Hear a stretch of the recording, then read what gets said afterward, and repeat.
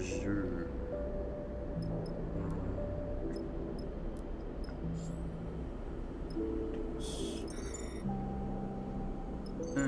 Ja. Fuel, supplies,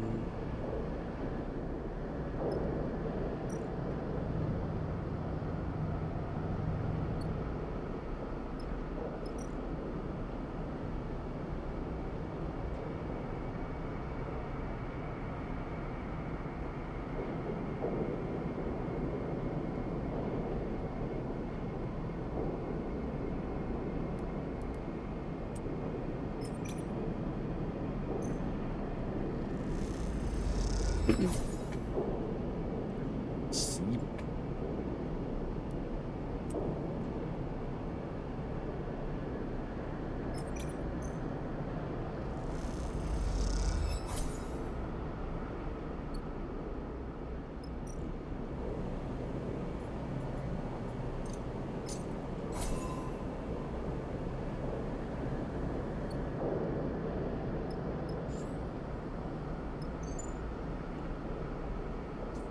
Fuel.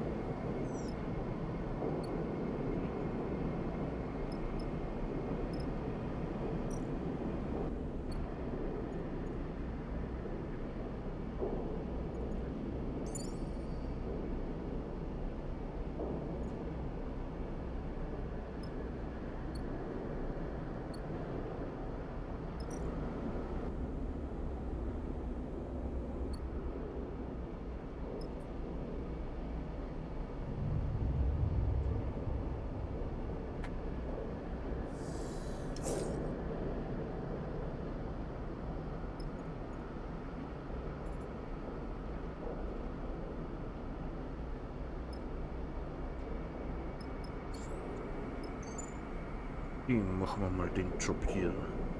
Station management have located a convoy signal. They're concerned to see one so close and are looking for someone to disable its source.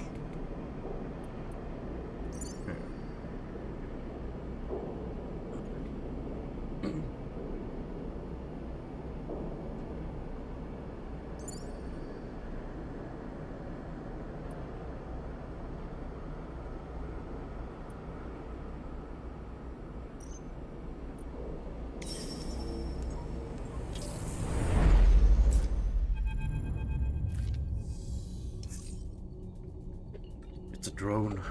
Seraphim spots the signal source first, the light barely shimmering off its dark hull plating. A design trait that betrays its covert use. The flash catches your attention and you see a rent in the hull through which red light pulls. Wounded, Seraphim shakes his head. Wish they'd finished the job. Seen one before? Seraphim looks back over his shoulder towards you. We've seen one before, don't you? He sighs. Sorry, I know it isn't your fault. He looks at the drone. Lane had us work on one in a dark side bay, though it was barely a shell. It's armed and deactivated. He had us searching through its guts for salvage.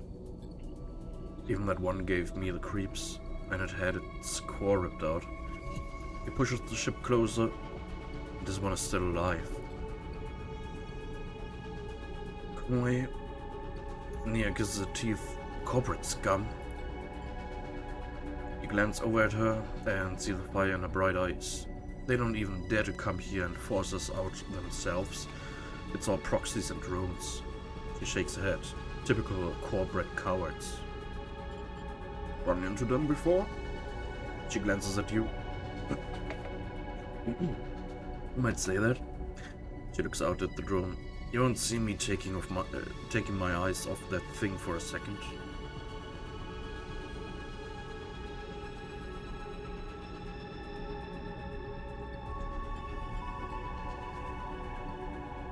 Seraphim carefully guides the ship closer. You watch the drone. The system is full of these things now, running missions for their operators. Rare to see one out in the belt, though. Maybe got hit during a run-in with Stansted mercs. It looks like it's drifting. Most of the system's blown out, but look there. He jabs a finger towards a red light on the far side of the drone. It's still broadcasting and maybe even receiving. How do we shut it off? Seraphim brings you ever closer. What I remember from the dark side job is that the central core and the broadcast array need to be shut off to kill these things. Core will turn off local systems and the broadcast array will sever the link with the Conway operators. Seraphim swallows, but you can bet those systems are protected.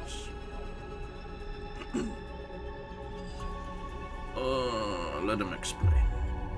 Your attention is suddenly drawn by a shudder from the drone, like a tremor running along its length.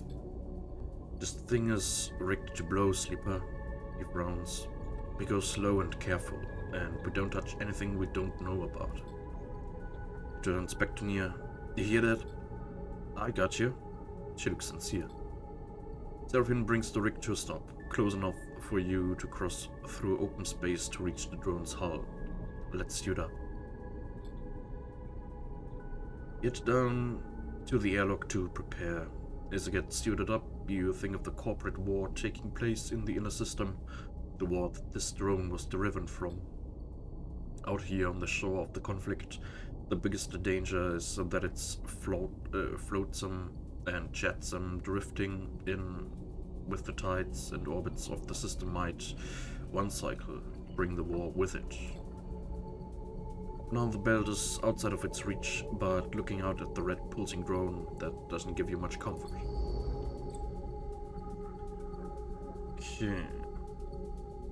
Assign 2 dice for each crew member. Bone die. Ah. Skill. Stress.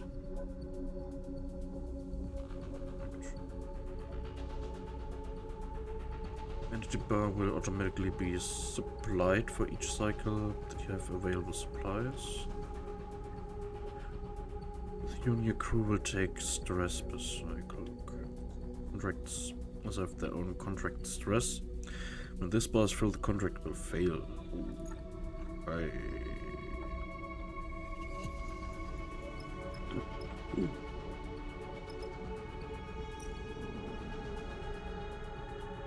Broadcast access. The drone's damage provides a lucky access point to the broadcast array, which will have to be disabled. Identify route. It might be possible to slip through the gap in the drone's damaged hull, but once inside, where to go? How to find the broadcast array? Raid opening. There's a gap where the drone sustained some damage. With a lot of effort, it might be possible to pry away the plates and create an entry plate.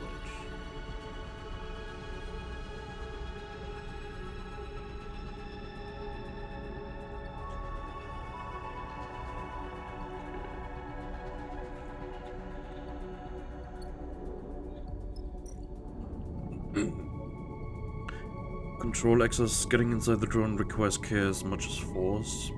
Conway is highly protective of their proprietary systems. Reprogram hatch with the drone in such a reactive state, ready to fly itself in defense. Perhaps reprogramming the hatch to open up to your crew is the best approach. Order, release the hatch. The drone is in a delicate state, and any damage could cause it to trigger its self-destruct. It will take skill to release the access hatch. Die Engineers sind auch alle schlecht. Okay, also Interface, mein Job.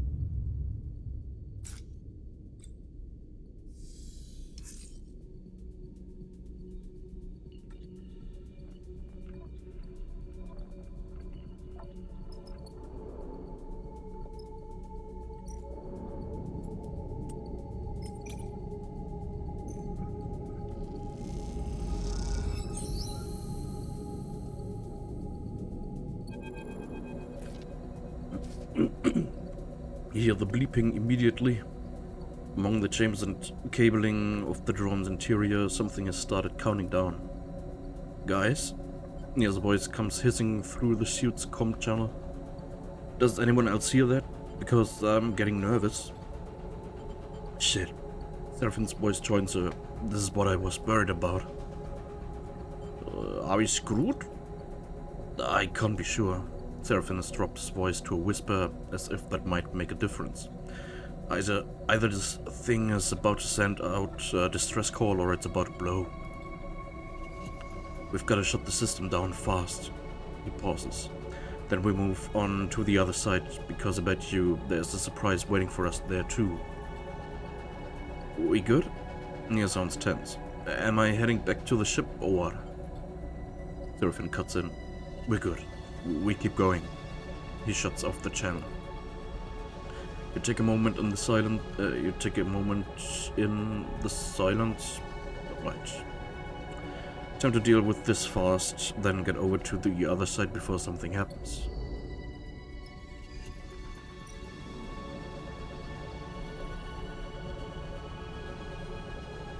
Drone death. Disable the core, shut down the broadcast array. Once both are done, this convoy drone won't bother anyone anymore. Drone countermeasure. Flashing red light signifies some change in the array. You better not wait to find out what. Okay. Disconnect backup. In the core you see the drone is running on backup power. Disconnect that carefully and you'll be one step closer to a full shutdown. Core disabled. Disabling the drone's core will stop it from ever restarting and causing Hexport or the local crews more trouble.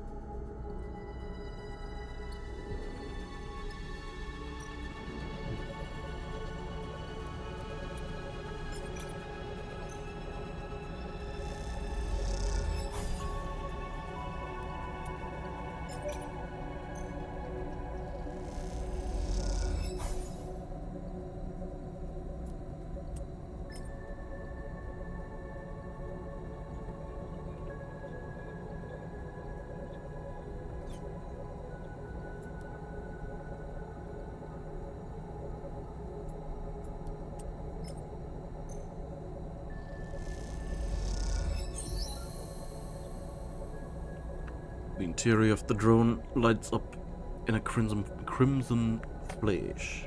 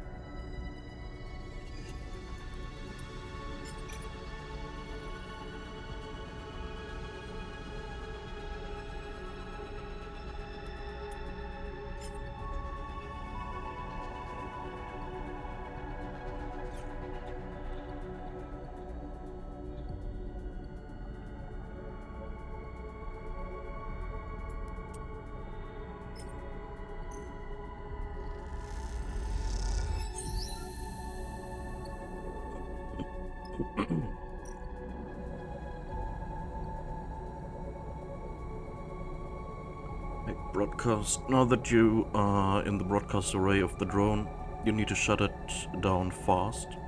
Simplest way is to put the entire system offline. We disabling the drone's array will hold its connection to Conway, keep them from coming to collect. Interface. Oh.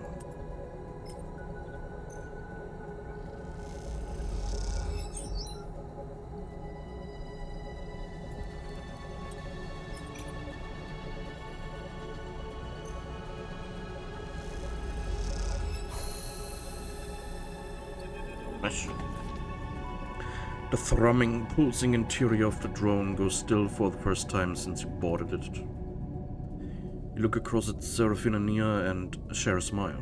You all exhale so loudly it can be heard over the suit's shared comm channel. The drone is dead.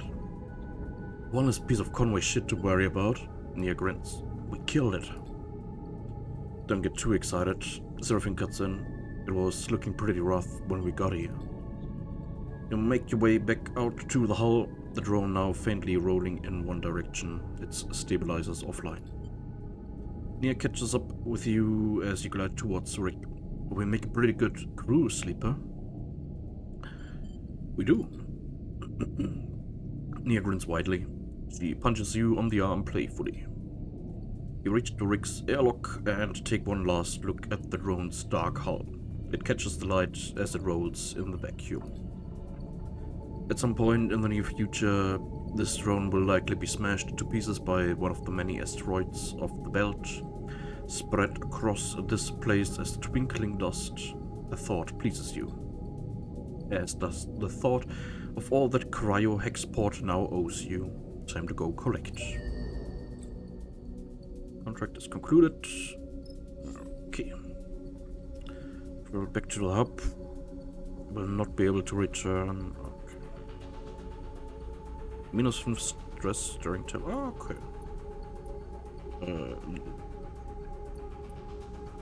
Leave. Yeah.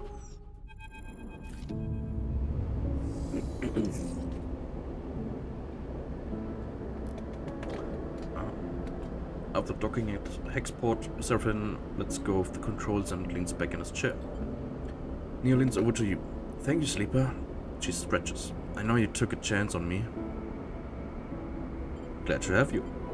Hier smiles, an infectious smile. It feels good to make a contract work. Seraphine smiles. No matter how we pull it off.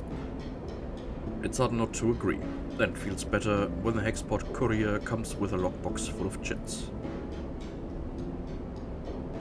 Lane may still be hunting you, but this should help the effort to slip his net. Suddenly you hear a familiar voice. Hier. Benny glides into view, approaching from the docks. He fixes you with a stare. What are you playing at, Sleeper? Hier wanted to come. Go to speak, but Hier drifts forward, cutting you off. Throwing your weight around, Femi. I can make my own decisions. She glances back at you. Sleeper took me at my word and I'm grateful.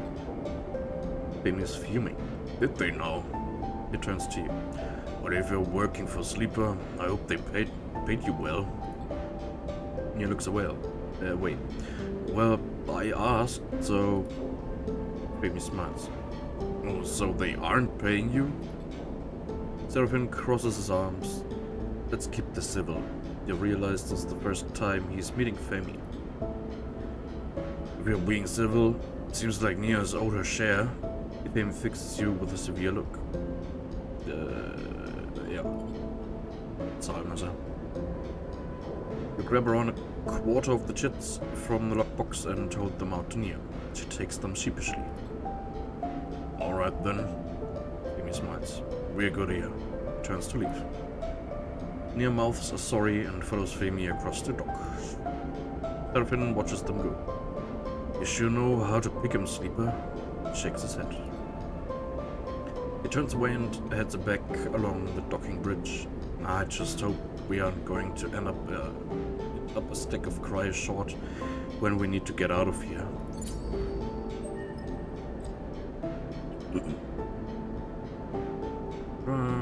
Upgrade point.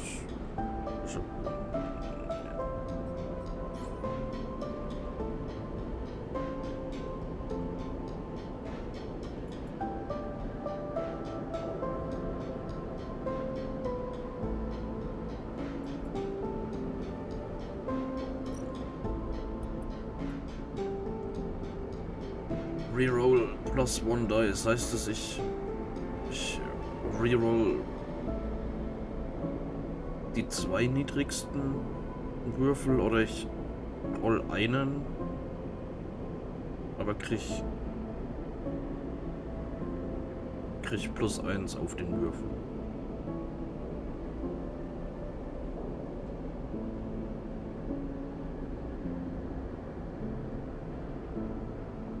Okay, but +1 rolled. Das ist dann, ja, ist dann wahrscheinlich der Wert. Das heißt, hier würde ich wahrscheinlich dann 2.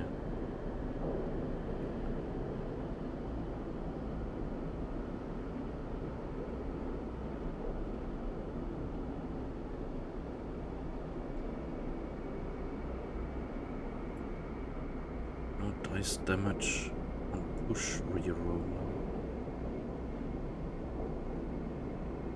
Ah, das wenn ich Stress habe und der neu gewürfelte wird dann auf so eine Zahl kommen, dann wird der auch Schaden nehmen.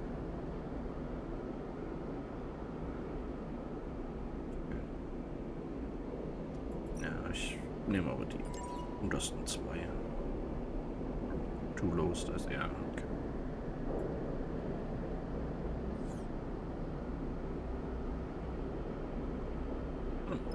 Okay.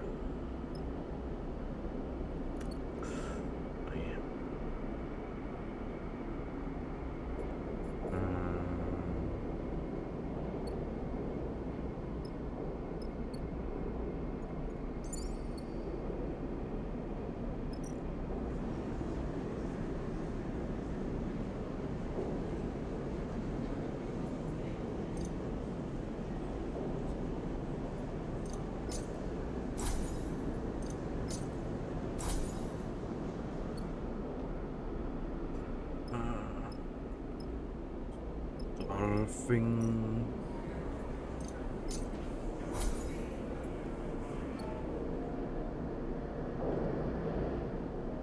There.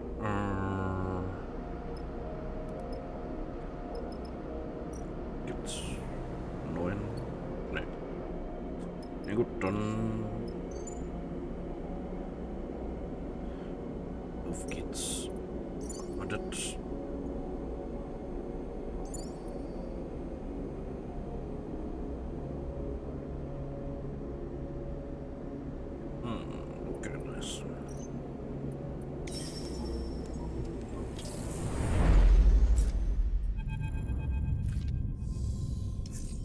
The Solheim derelict fills the cockpit windows.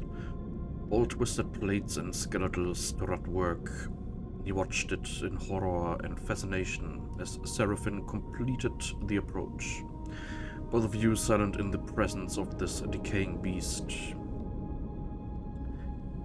Now, as you settle beside it, Seraphine is the first to break the silence. This thing is already dead. He shakes his head. It's a corpse, sleeper. He nudges the ship closer, looking for a place to dock. I touched this thing too hard, it'll crumble into dust. Let's not do that. Seraphine does a little mock salute. Aye aye. He rolls his eyes. Any other tips? Take us up there. That's a bridge. Junie points towards one end of the ship, and both you and Seraphine turn around, having forgotten she was even in the cockpit. She hasn't said a word since you departed. She glances at both of your bemused faces. What? She looks away. Sorry, that's where we need to go. She stops pointing. Seraphine nods towards Junie. She's not wrong, sleeper. The bridge would be a good start.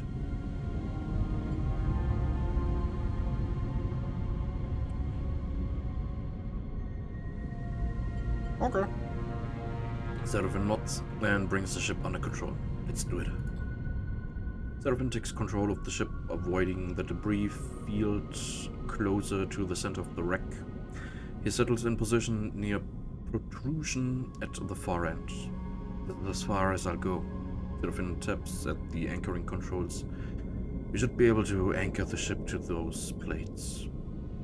You hear Ginny begin to protest from behind you, but it is too late. Seraphim fires 2 Python-tipped anchor lines at the nearest solid hull plates.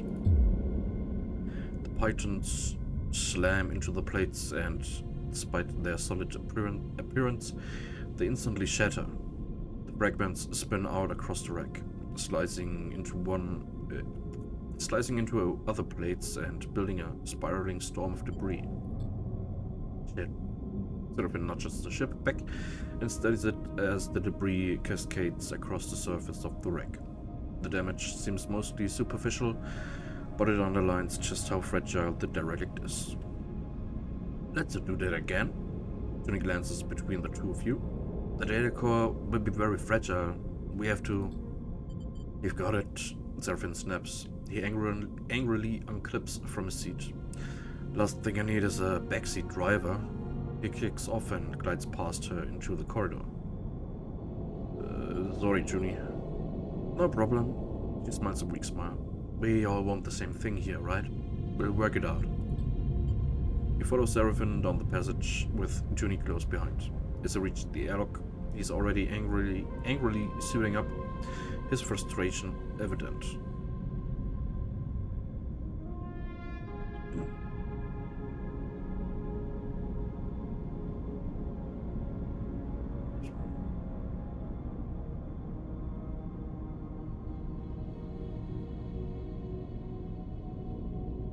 Sind jetzt doch gelockt.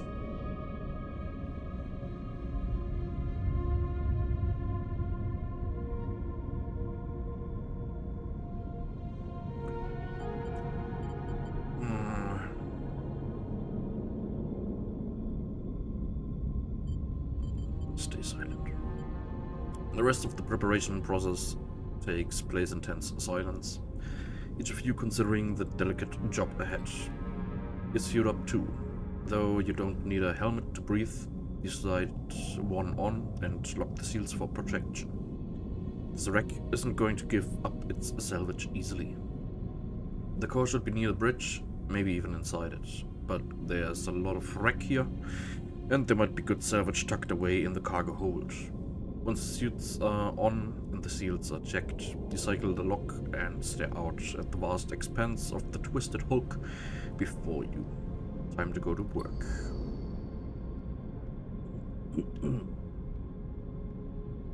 Oh, hat schon 2.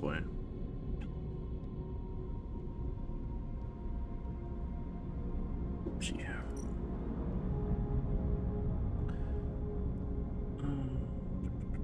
Bridge entry. Airlock on the derelict is rusted shut.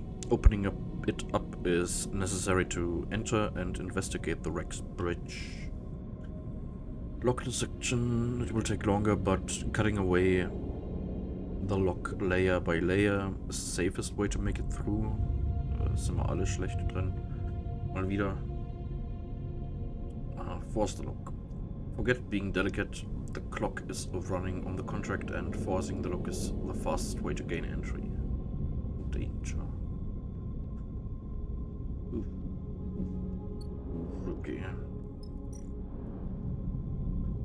Cargo entry. Getting into the cargo entry means breaking through the shattered remains of the aft hull. Clear cargo doors. There are layers and layers of broken hull plates blocking the cargo doors. This will require some heavy work.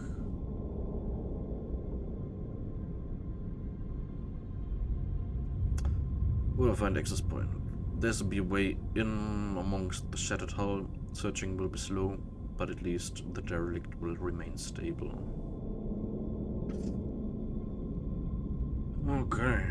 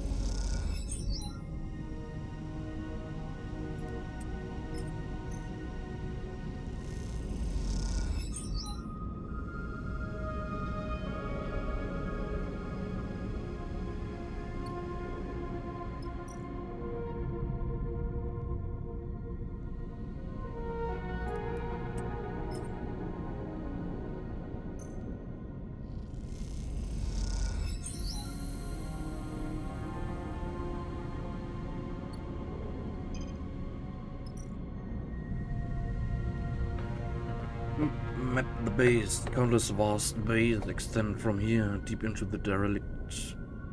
Scanning and mapping each one will allow you to navigate them safely. Scrap survey.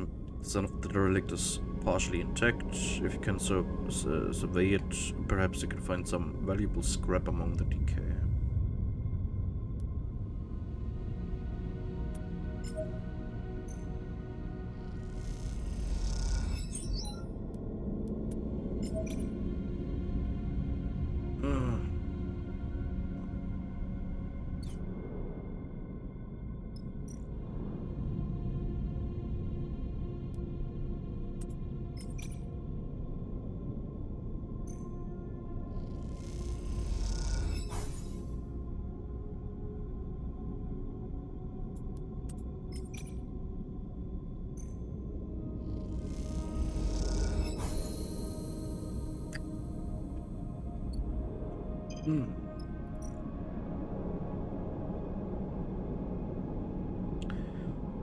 Extract raw scrap.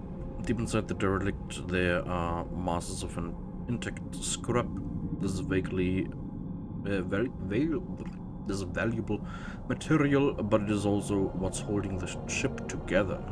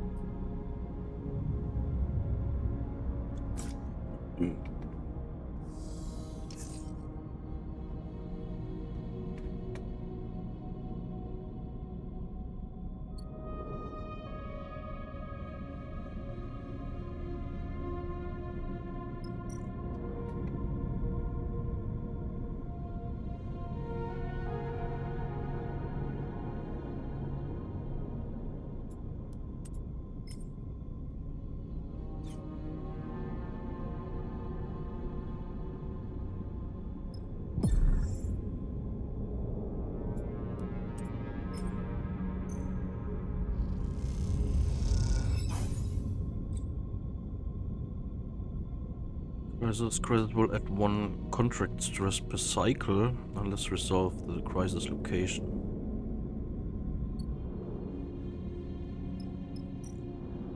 Hull breach. Emergency seal. The derelict's hull is falling apart. If this breach isn't sealed and fast, the entire wreck will collapse. Endure. Until this breach is sealed, the derelict will continue to decay. This is dangerous.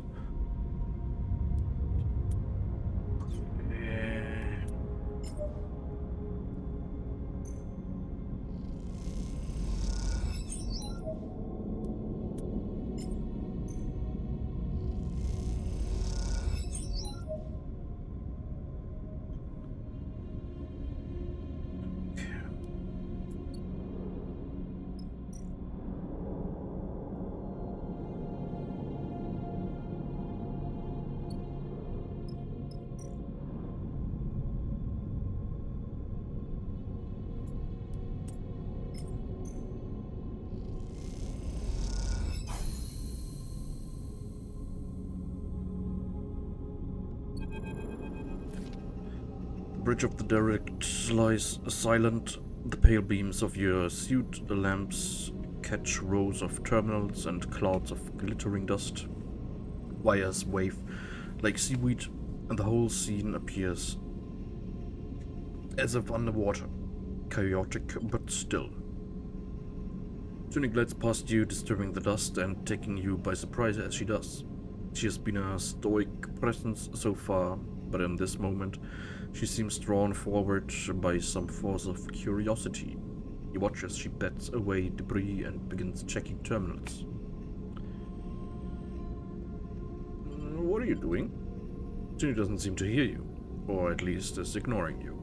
She's already prying an access panel of one of the more intact-looking terminals, and as she does, puffs of rust color the vacuum around her red. Approach. She turns back to the terminal and finishes prying off the plate. Then, quickly, she reaches inside, fishing around for something. A hand comes back out with a waving cable topped with a thick connector. As soon as she sees it, she slips a keyboard-sized deck out from somewhere on her person.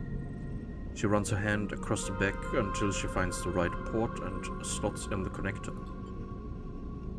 All of this happens in a few seconds, the routine practiced and precise. It is hard not to be impressed. Nicely done. We'll see, she says, so quietly it seems mostly to herself. Junie's fingers dance across the deck's keyboard, and a burst of static lights up the Solheim terminal screen. The sudden burst of light and color takes you by surprise. Junie's fingers tap away, the terminal's screen flashing with blocks of color and lines of code. It buzzes and vibrates, its long-dead systems forced back into chaotic life. Then all at once, it goes dark. The terminal is dead. Shit. Junie hisses beneath her breath. Useless. You cannot tell if the insult is directed at the terminal or herself. Find anything? She looks up at you, as if she was just waking from a dream. No. She pauses. Nothing useful. She protectively slides the deck away. The cradle with the data core can't be far. She pushes off from the terminal, gliding away from you. I start looking. She calls back and heads to the other side of the bridge. Seraphine glides up beside you. Everything alright? What do you think of Junie? The kid? Seraphine shrugs. You'd know better than me. Keeps to herself. He squints at her retreating form. Seraphine stretches in his suit. I have to admit, it's nice to be back working, especially now that we are the ones who will reap the benefits. He claps you on the shoulder. Feels good to be taking our fate into our own hands. You know, it's pretty rough there, back on Hexport, and out here we're just as likely to get shredded by debris as find the damn data core. But aren't you glad we made a break for it? He pauses and looks down, having asked the question almost by accident. I mean, I am. I just don't want to speak for you. I don't know, it's a lot. Sure, he looks away. I know that. Look, Seraphine checks the suit's wrist seals. Once we've got a bit of space behind us, once we've gone the distance, if we even manage to get that far. He furrows his brow. Don't feel you owe me. I'm no charity chase. You want us to go our separate ways? Fine by me. He meets your eyes. Just do me the favor of telling me to my face. I will. Seraphine nods, but doesn't respond. After a moment, he shines his torch out into the dark, checking the rows of terminals all across the bridge. You watch the glittering dust as it eddies in the beam. Seraphine sighs. Let's get to it. You watch as he crosses the bridge, his torch probing the dark corners. You feel a chill run through your body as you imagine the people that once ran this ship, the Solheim crew, surely long dead. What was it like here before the collapse, when the system was the jewel in Solheim's crown? It's impossible to know that history is lost to you now. All you can do is pick what you can from the ruins. Data core location. The bridge and the data core must be connected, but in a wreck as big as this, tracing that connection is a challenge. Reboot the system. Rather than hunting old pathways, rebooting selected sections of the ship's system might reveal the data core's location as it responds. Track the pathways. One way to find the ship's data core is to systematically track the old pathways through the derelict in hope of finding the one that connects to it.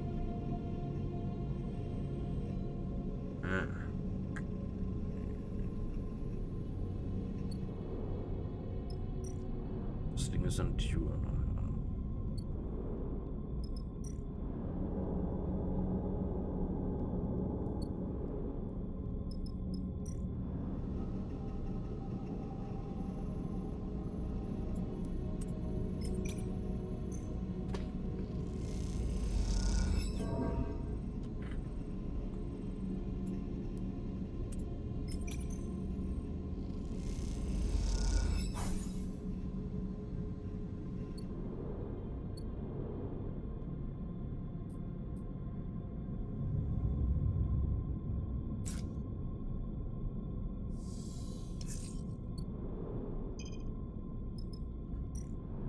Yep.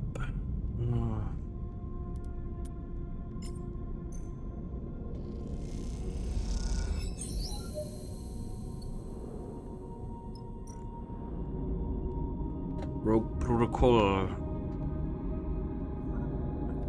Direct's security system has been jolted back into operation. It needs to be shut down quickly. Interface. Oh, nice. Unless the protocol is shut down, it will continue to purge the system, resulting in the derelict's total collapse.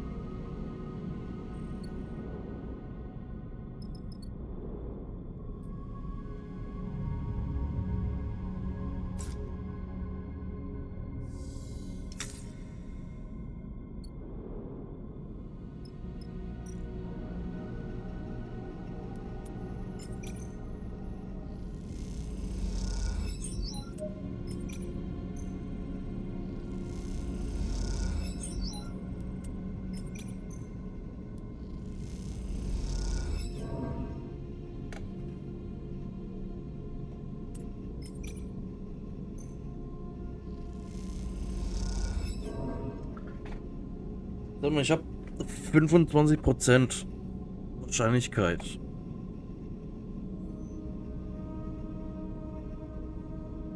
Ernsthaft?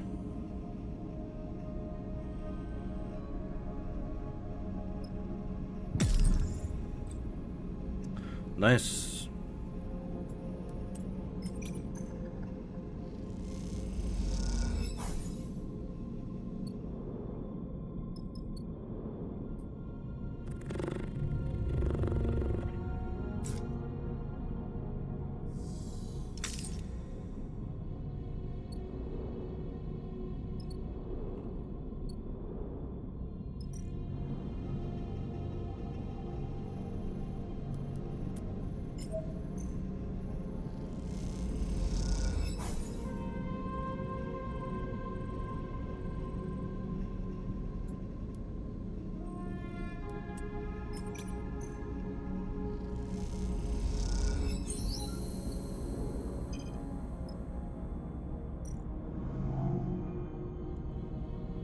Data core extraction. Of course, it's in a complex cradle made of many connections.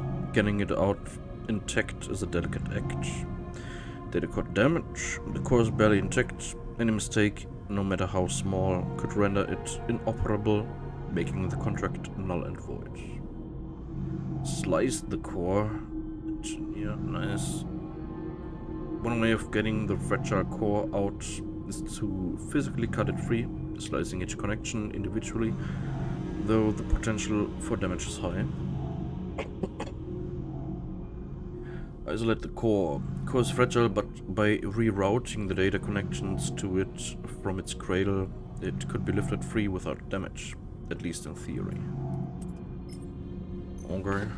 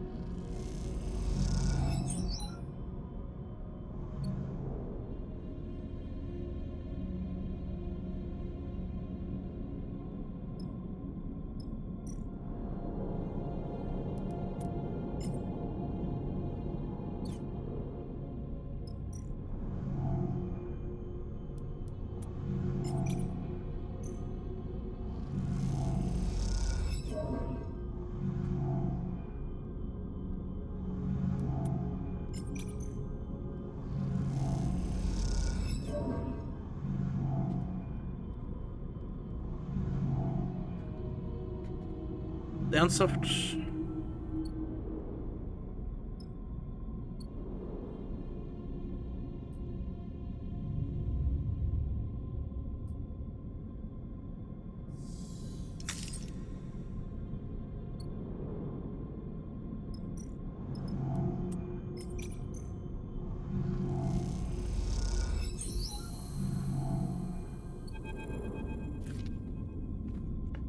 Watch nervously as Junie guides the core out of the cradle. A large ball, almost half your head in diameter, it glides up out of the framework that held it, connections waving loose and cut. Breathing comes through the suit's comms, loud enough to be picked up, and it fills you with tense energy as you watch. Over the course of this job, you have seen Junie both focused and distracted, nervous and precise, but you have not seen her any more confident than in this moment now. She floats beside the data core, handling it with care and skill, as if it was the vast egg of some endangered bird. She glances up and sees you watching her, and you notice something unfamiliar in her eyes, something that you have perhaps seen in a passing moment before, only now it is no momentary lapse or change. It is set in place. You see determination. She guides the core a little away from you with one hand, and at the same time comes forward, almost placing herself between you and the prize. And it does seem to be hers, in the way she handles it, the possessive way she screens it with her body. We need to talk. The statement comes flat and deadpan, any nervous tremble gone. Right now.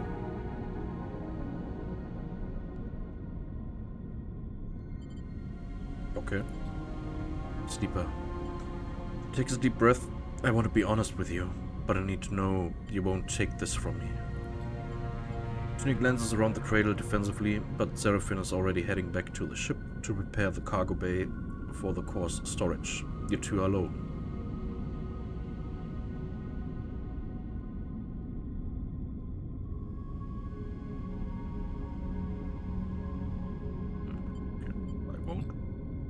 She looks at you hard, trying to read your expression. Karsten doesn't deserve this treasure, Sleeper. Junie glances over her shoulder at the core. You know how many of these are left intact? She shakes her head. and all he wants to do is wipe it clean, so he can use it to interface with Hexport. All that data gone.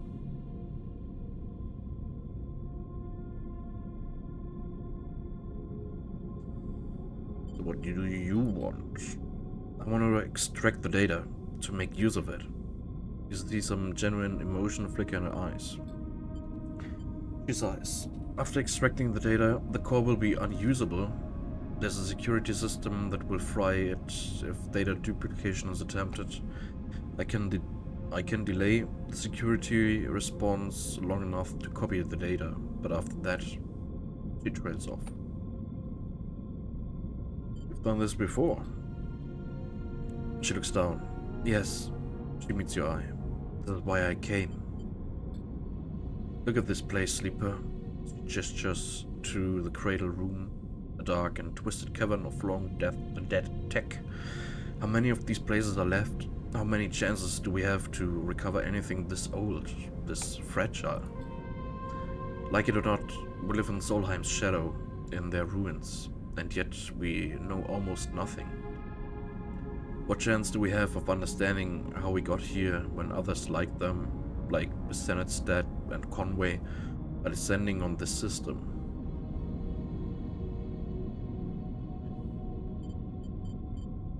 What can we learn from the core? I don't know, Sleeper. That is the point. She gestures around herself. We could learn our history and how the system was settled. We could better learn the technology we build our lives on. We could uncover Solheim's crimes and seek to make amends. She looks at you with pleading eyes. We could see beyond survival towards something else. You've never heard Junie speak like this, and you realize what you have taken for nervousness was actually control. The person in front of you, defending a decaying data core with the life, is the real Junie.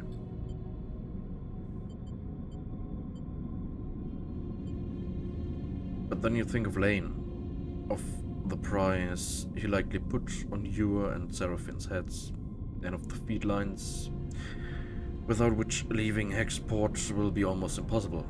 Is this even a choice? Kann ich dir dann einfach fragen, hier von wegen, ja, von mir aus kannst du es haben, aber ich will was dafür. Explain about the feed lines. Junie listens carefully as you tell her about the deal with Karsten, the feed lines he offered you, and that both you and Seraphine are on the run. Then I'll help you. Junie doesn't flinch. We find another way to get those feed lines. Karsten is an idiot. I can hack his security and you can pull them out of there. Or Seraphine looks tough. Maybe he can grab them. She looks desperate. We can do it. We can do something.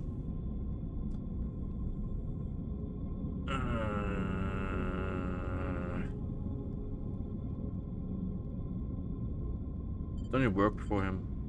Junie glances away. Look, I knew you wouldn't take me if... She sighs. I might have misled you there.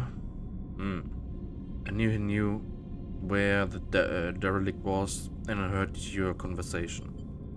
I've been keeping an eye on him. She pauses. I know I lied, but I can help you. Let me strip the data from the core and I promise to help you get the feed lines. She meets your eyes with intensity. It's a lot of information to take in at once. You need a second to think.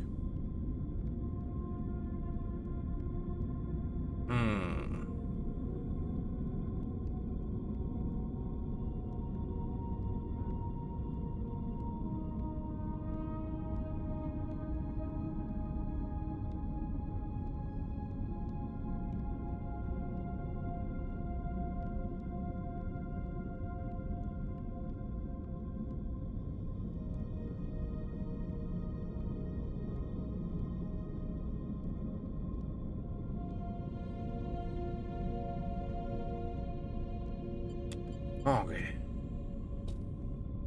Thank you. Junie looks genuinely moved. This is a gift to all of us, Sleeper. I hope you will see it like that. Jenny turns to the data core, quickly gathering one of its loose connections. She takes out a deck and plugs it in, then crosses the legs and places it across them, floating tethered beside the core.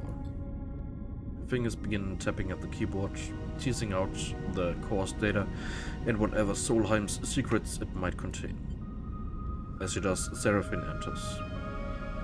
He braces himself in the entryway. What's she doing? Junie doesn't seem to notice. Emptying the data. He's doing what? Seraphine jumps to attention, but you pat a hand on his shoulder.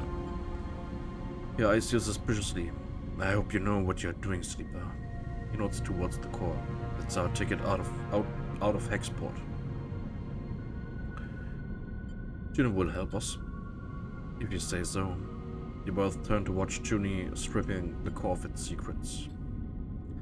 A little while later, once the core has been emptied out and its defense mechanism has scorched its seams black, you watch a metallic sphere spinning gently in the room, but wonder if you have just made a terrible mistake.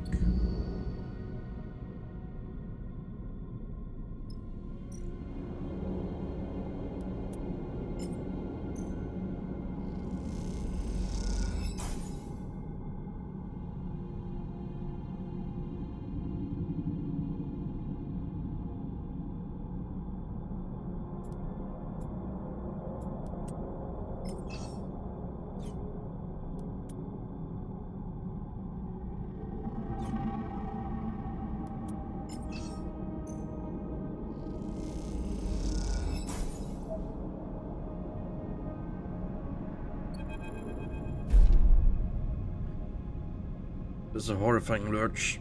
You sent spinning through the bay you were crossing in a hail of debris.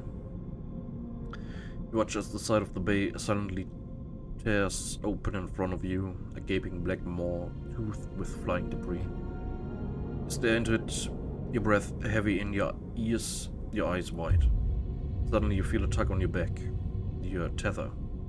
As you've been back from the sudden arrest of your glide, you see Seraphine holding onto the other end, reeling you towards him. We have to go, Sleeper. His voice comes urgently over the comms channel. This place is done. You both make your way up through the splitting derelict and silence, charting a path through what were once passages, but are now twisted tubes like the intestinal tract of some dead creature. Eventually you make it out onto the surface and find the rig still tethered, but gashed with debris and scars. You and Seraphine exchange concerned glances. We're going to pay for this. He looks over the damage. Let's hope she still flies. You tether together and push off from the hull, Seraphine guiding you through the debris.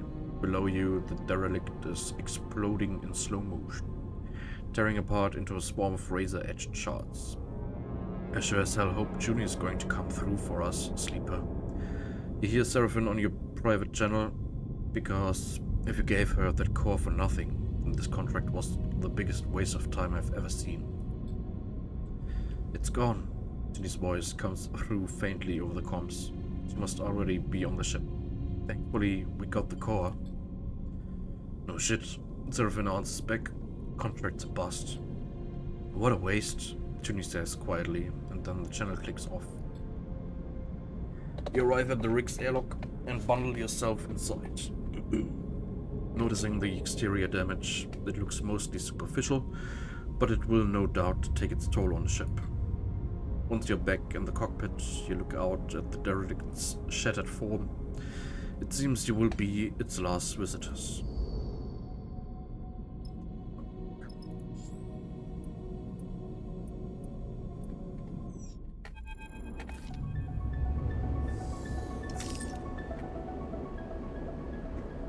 As you arrive in the Hexport, Junie speaks up from the back of the cockpit. We're going to have to act fast if we want to take those feed lines. You and Seraphine exchange glances. You're both still getting used to this new Junie. We? Seraphine raises an eyebrow. Only one of us fried the core and stole all its data. He shoots you a look, and for some reason we let you.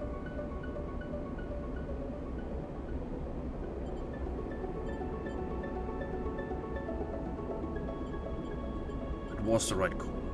Was it? Seraphine laughs. Well, I'm reassured. I don't think Carsten is going to take kindly to the idea that we brought someone pretending to work for him on the job and let her have his prize. He shoots Junior look. Do you even know what she's up to? He looks between the two of you. Hexport hasn't exactly been kind to me. You two trusted me, even though I didn't deserve it. I'm not used to that. I want to repay you. Repay it. Not to mention that Carsten is probably ripping you off. Even if you get enough cryo, let's say he won't raise the price. Trust me, he's no good. I was trying to deal with Carsten to get those derelict coordinates from the moment I arrived here, and he ran me in circles. She shakes her head. Seraphine is watching her closely.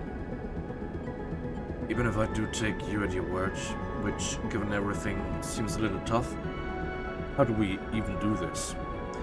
He raises an eyebrow. You're telling me we just drift in there and take the feed lines? Look, I get it. You don't trust me. Pauses. But what if I have a vested interest in this working out? There's nothing left for me here, and I don't much feel like hanging around waiting for Carsten to figure out my involvement in all this. I need safe passage. You need feed lines to grant it. She allows herself a smile. See where I'm going with this? Sighs. I don't like it. Pauses. But it makes sense. What do you think, Sleeper? We all get something. Exactly. Julie smiles. Let me prepare. I had to factory row, scope the place out. Meet me there and we can work out a plan. She glances between the two of you. Trust me, we can find a way. Keep it simple. Clean. Let's get to it. Okay then, Junie smiles. Trust me, this is going to work. I'll go scope out the bay we need in factory row. We should split up. Less likely for Carsten to suspect us. Meet me there in the view and we can finish setting up. Junie unclips from her seat, floating. I want to show you I can be trusted. That we can do this. She looks between the two of you. Believe that, please. And with that, she slips away down the passage towards the airlock and hexport beyond. Look at Seraphine. I'm saying nothing, Sleeper. He unclips from his seat too. That this is the kind of mess you have to go through to get out of the other side, or it's the kind that you never escape. By the way, we are in it now. He leaves the cockpit. Is there the chaotic lights of Hexport and wonder if anything in the Starward belt ever runs smoothly.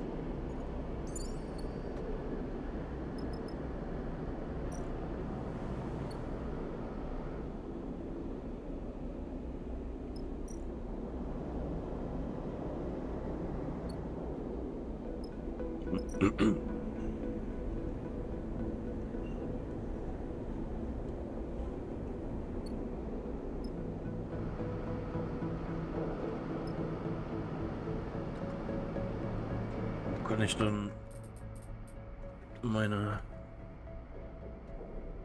Würfel reparieren.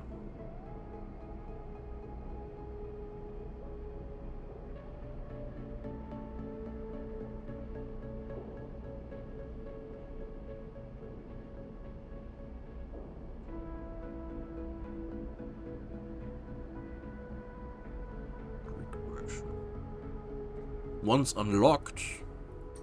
What?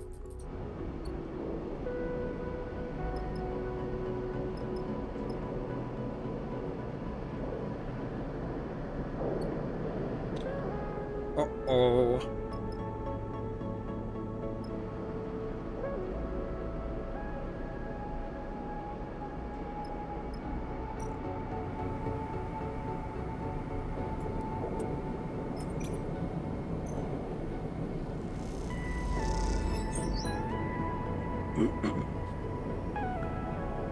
Carson cracked steel feed lines. You need to get into Carson's security systems and plan out an angle of attack. Hack security, working in concert with Junie. You identify a potential weakness in the system. This will be helpful. You would observe target. Leaving Junie to the hacking and covertly observing Carson will be the quickest and riskiest way to scope out security.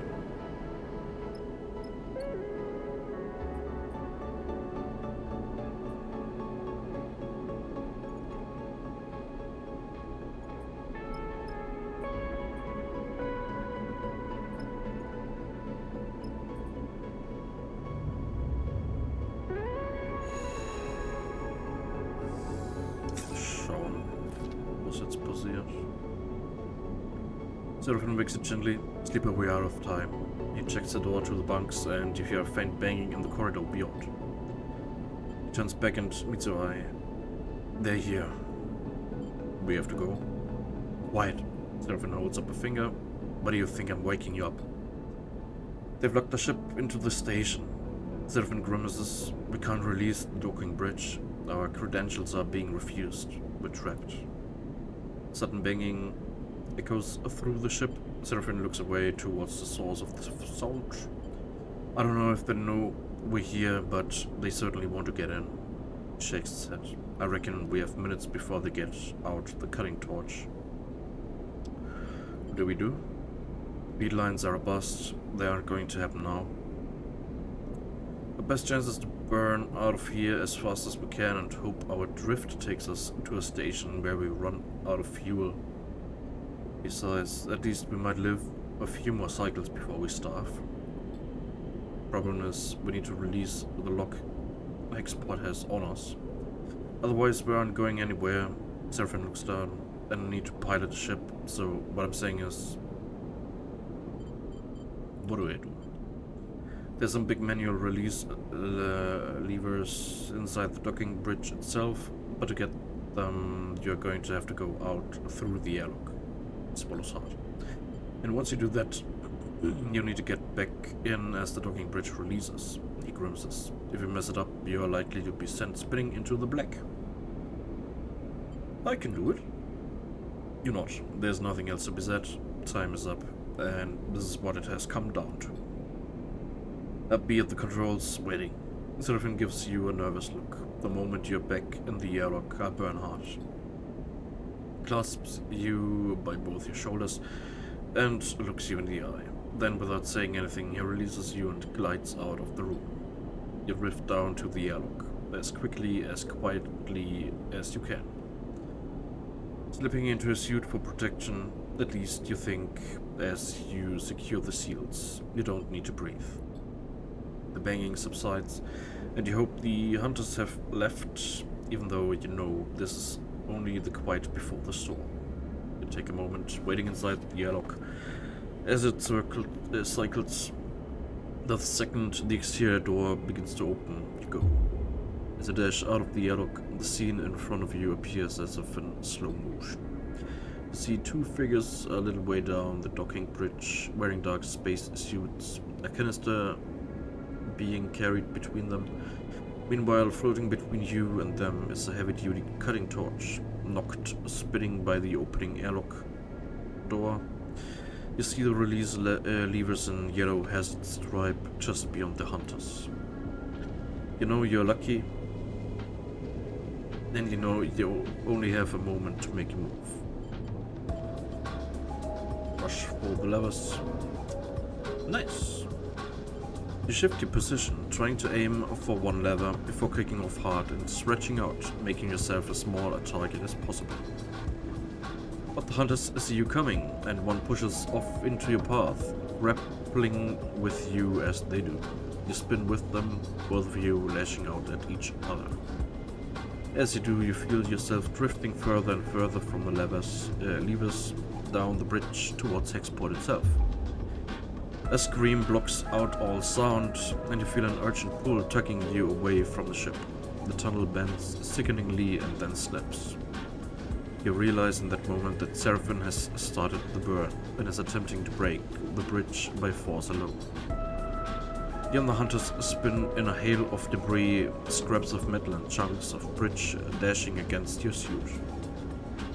You see the hunters retreating to the station side airlock and realize this is your chance. A chunk of tunnel wraps around you and you plant your feet on it before kicking off towards the ring. The debris slices at you, cutting your suit away and then your thick skin. Your vision flashes with warning sigils and you feel a distant, throbbing pain. You're carried onward by a hail of projectiles that zip into your body from the direction of the station, the impact shutting off whole sections of your frame. The final, faint thing you feel before you lose consciousness are the impact of your body against the interior wall of the airlock, the hiss of the cycling system and the heavy weight of the ship in full burn.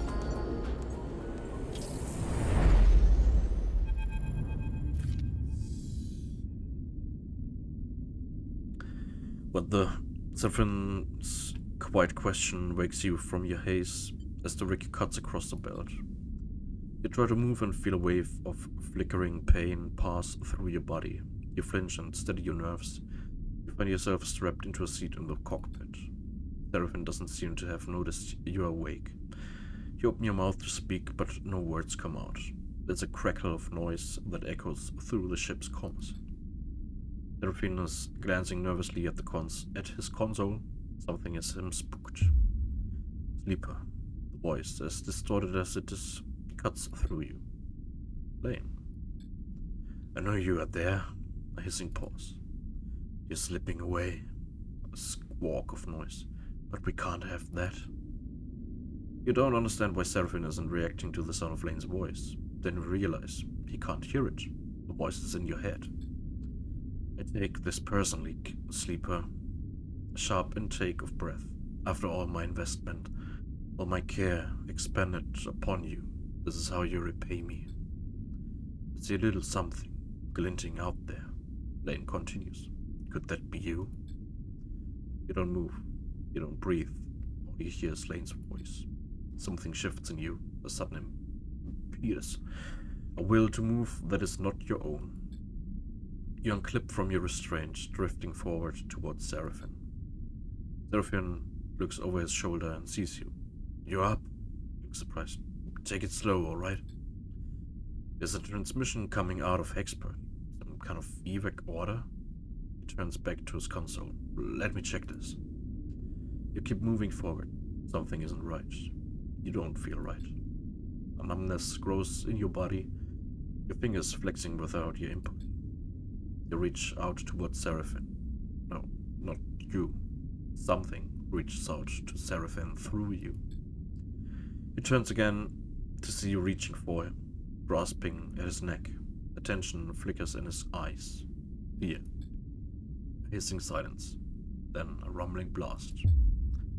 All at once the rig screams, systems ceasing in electromagnetic paralysis. All at once the rig shifts, carried on some shockwave of light. Pain, then darkness.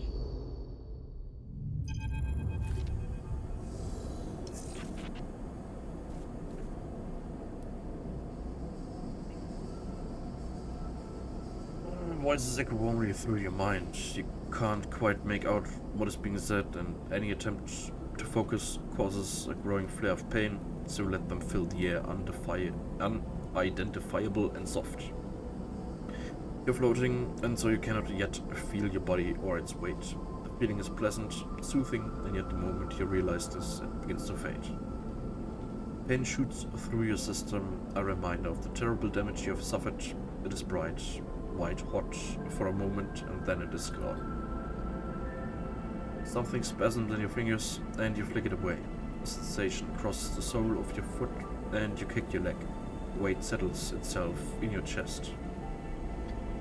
You're awake. You open your eyes to light playing across the surface, patterned with stained cushioning. You're alone. Voices are replaced by the hum of air cycling, the distant clank of maintenance systems. You're alone, and this is not your ship. You jerk upwards against the straps that hold you loosely to the berth, suddenly confronted with the last thing you remember, an overwhelming numbness, and below it, an insipid, animating force creeping through your mind. You pull at the straps and free yourself, floating up into the small habitation room, cushioned and warm, worn, your mind racing. Where is this? You glance around, taking in the small room with its knickknacks tucked behind webbing, its stained and worn storage units, its faded padding. This is someone's home. Oh, cold light fills the room, and you float over to the dark square of the window. You see stars, the bright pinpricks of drive trails, and skeletal docking bridges. This is a station. A sudden hiss draws your attention to the door, which slides open with a puff of equalizing pressure. The entering figure jumps as they see you awake. You're up. They hesitate in the doorway.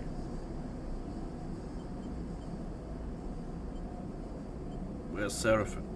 Your friend, right? You laugh nervously. I'm not really sure. He headed out a while ago. A bliss. They shrug. Not sure of what to add. Your friend, Seraphim, out. Sorry, he brought you here. Here?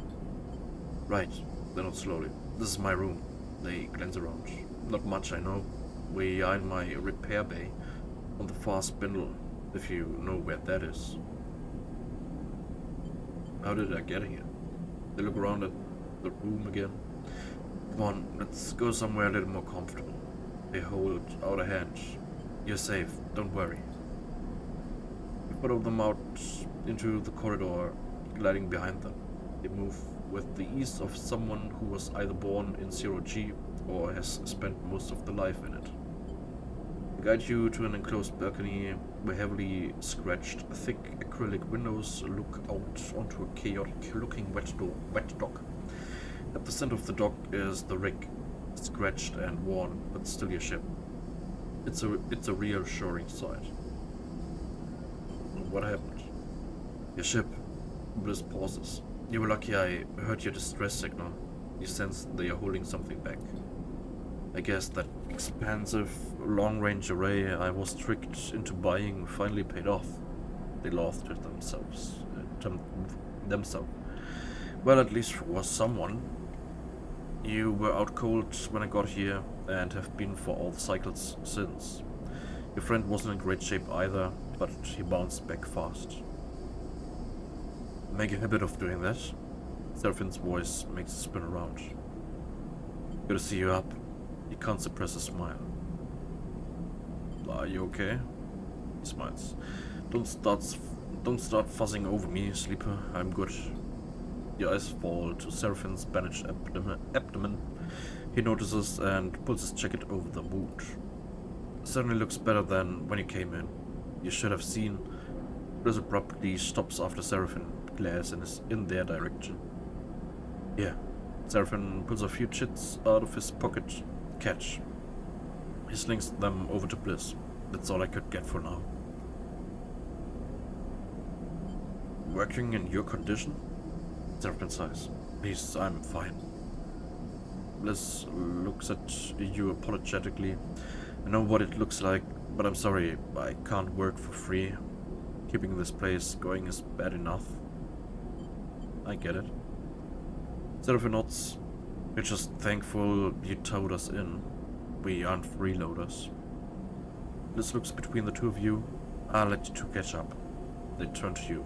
I am glad you're awake. You were worried. They pat you on the shoulder and glide back down the corridor. With Bliss gone, silence descends on you and Seraphine, both of you unsure what to say. What happened? What do you remember? Looks at you with concern. Lane. Seraphine grimaces at the mention of his name. Hey.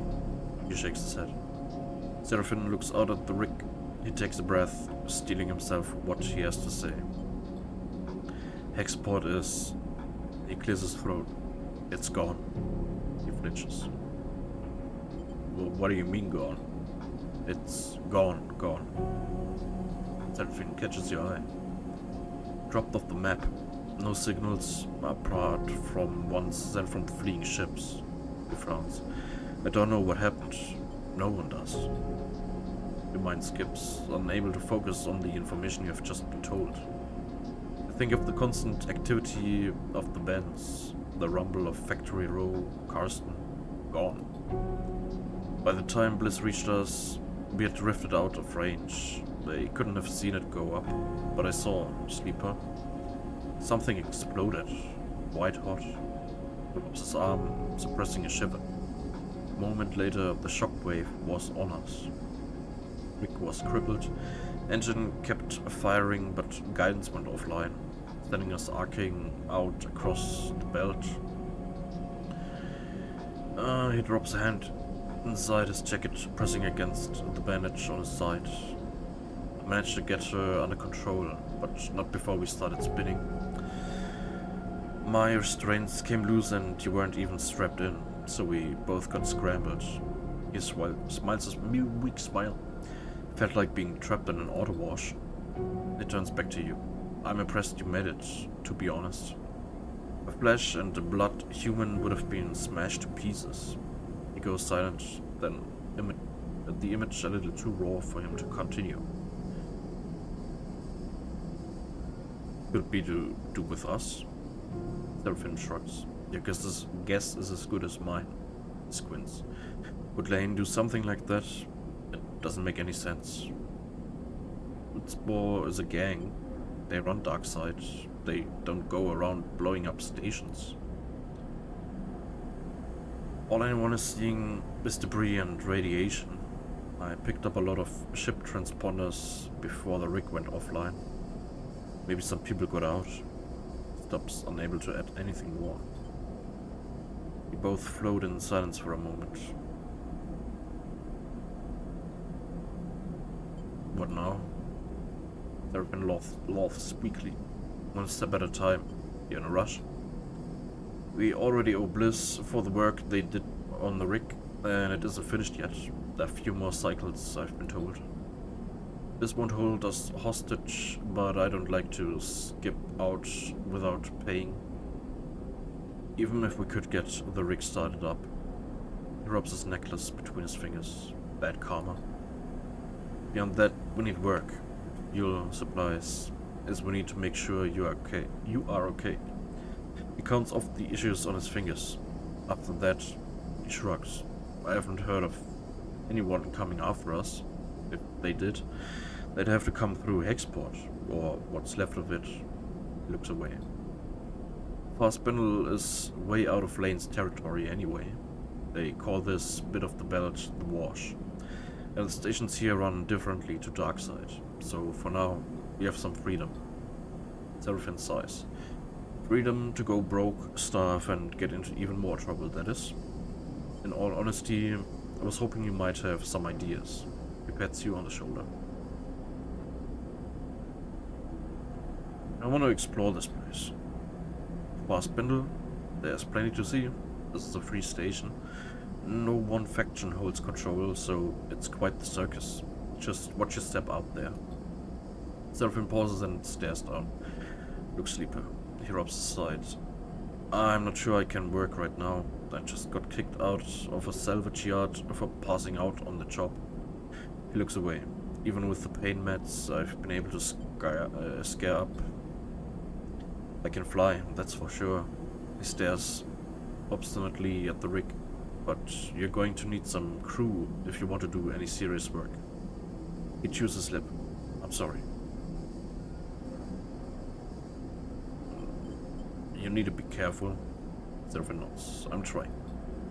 He turns away. I'm going to take a rest on the rig. I'm wiped. You look out at the rig as he leaves.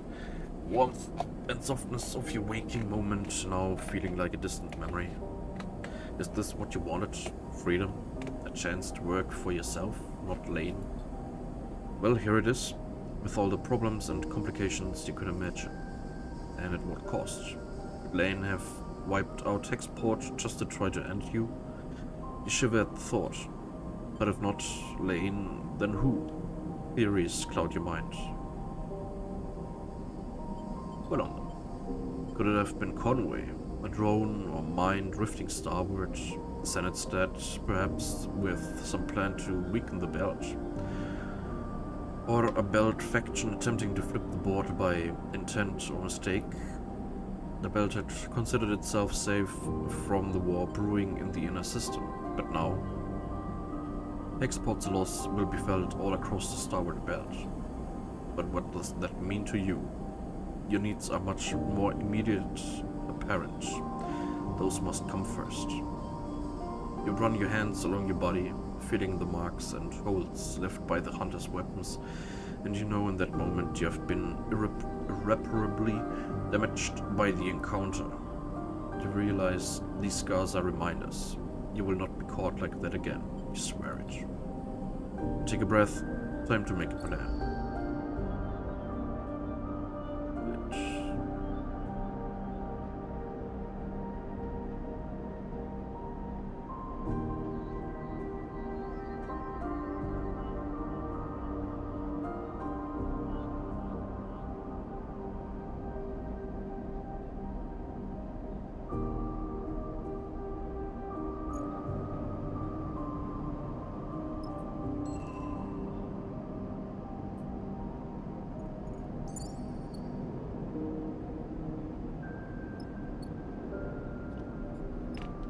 Okay. Bin überrascht, dass es tatsächlich weitergeht.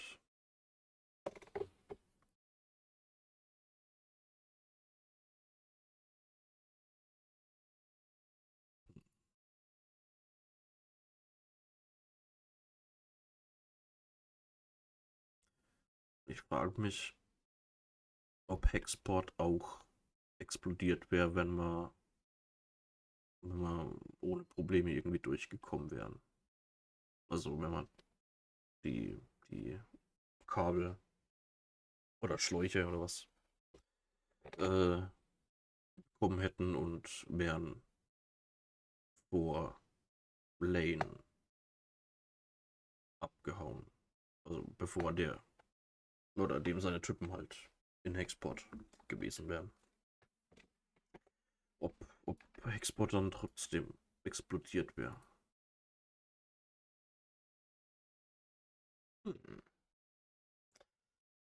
Naja. Aber ja.